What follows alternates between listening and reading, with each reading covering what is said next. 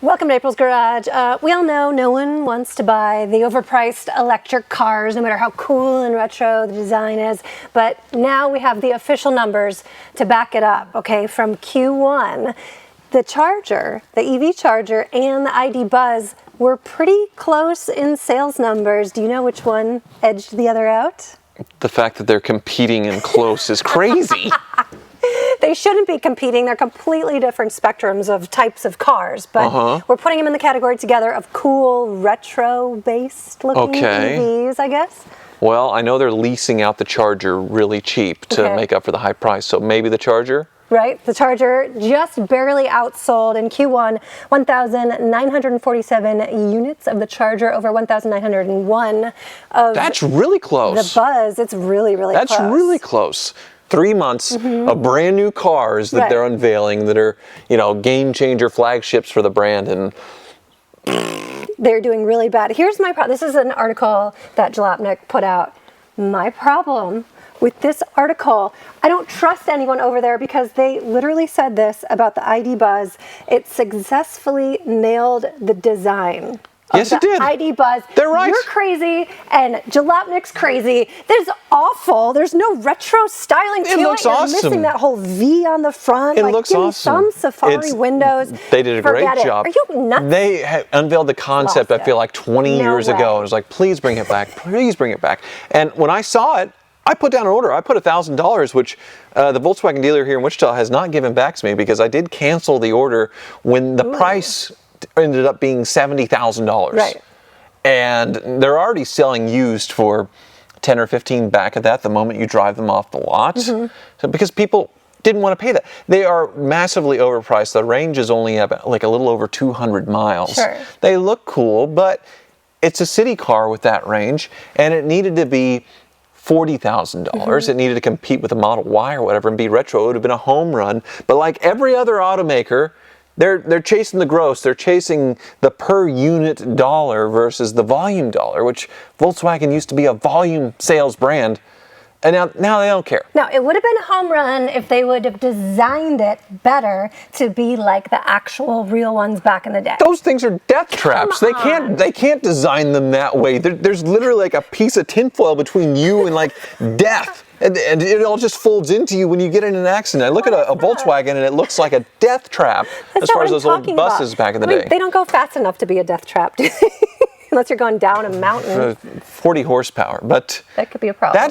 That's terrible. So like Tesla doesn't want to post their sales numbers because they are really bad, but people are saying Cybertruck Q1 sales are somewhere between 6,000 and 8,000, and that is supposedly terrible. Like they're supposed to be doing compared to this 50,000 a quarter. And what they were ramping up production with in their factory in Texas to build these things, they were thinking they're going to build 250,000 a year. They're going to have 1 million orders since they had 1 million people put down $100. And Q1 was like 6,000 to 8,000, which is rough, but that's still a lot triple better than these. So what do you think about this retro-styled electric cars? Do you think they should continue building them? They should continue building them at a price point where people would actually buy them. People bought a Chrysler PT Cruiser because it was retro and weird, but cheap. It was cheap. A Prowler was expensive, but I think adjusting for inflation, anyway, all the retro-styled cars mostly that came out back in the day, they were at a somewhat affordable price point, and that is all just completely gone out the window. So Stellantis, to save face, they're doing these leases that make no sense to where you can lease someone for really cheap, and they put the residuals way too high where they're losing money the moment these cars drive off a lot to move units. Right. That's interesting because the old Challenger actually outsold the new Charger EV, even though they're not making the Challenger anymore. All the last calls and everything else. Yeah, that makes sense. The fun, the scat packs and everything like that. And there's actually an interesting article where they compare the two. And this particular driver from Edmunds, He's talking about how he doesn't like the EV charger. It's not responsive. The regenerative braking is clunky. It's not as exciting and fun as you would think.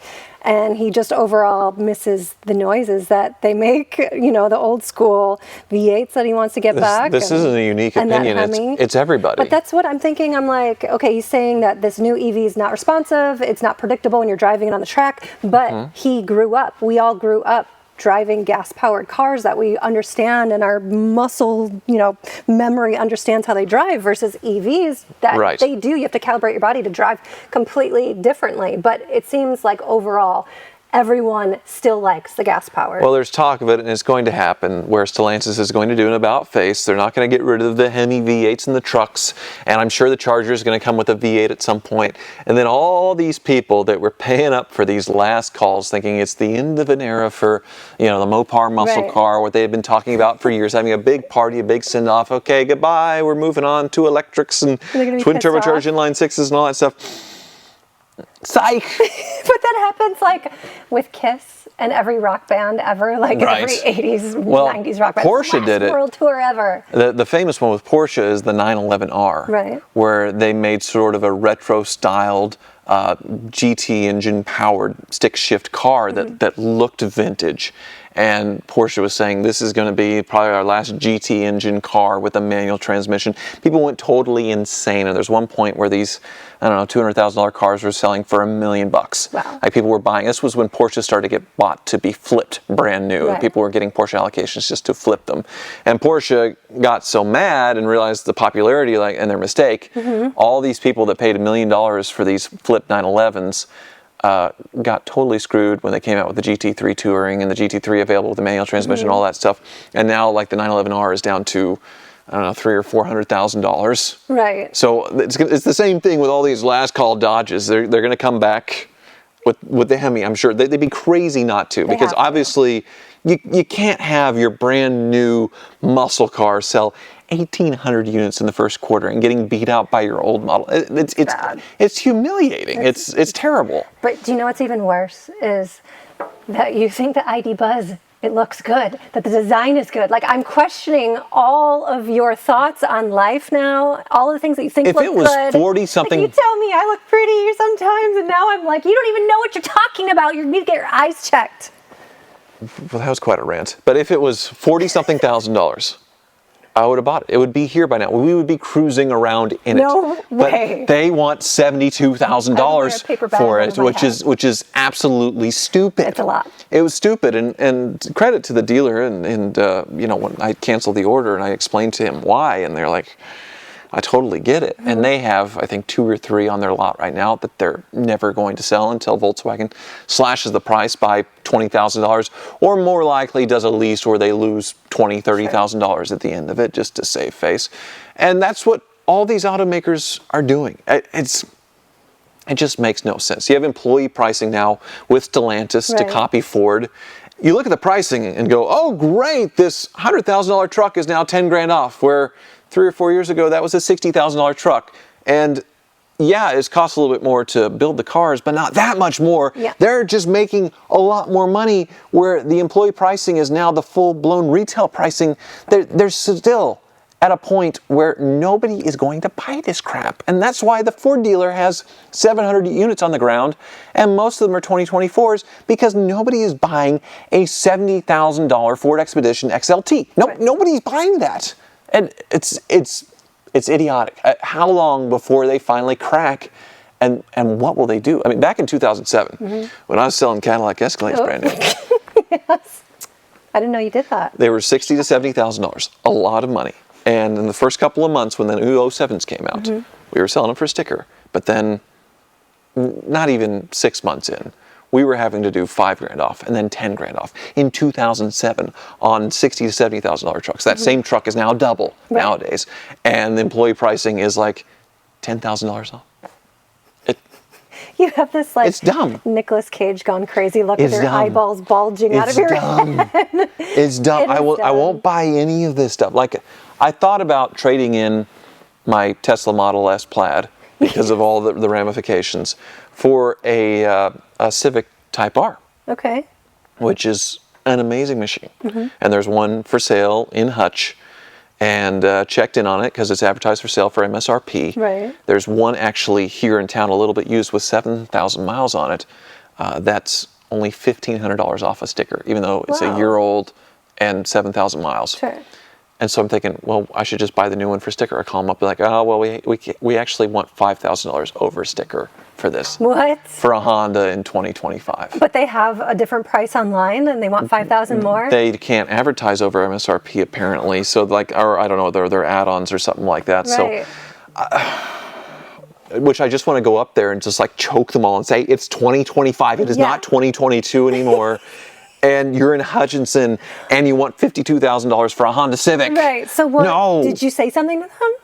I just gave up. Yeah. I really just need to sell the car outright, not have another car payment because of all the other stuff going on. Sure. And the other used Civic Type R that's in town where they want 45 or 46 for a used one with 7,000 miles, a year old. Right. Only $1,500 off sticker.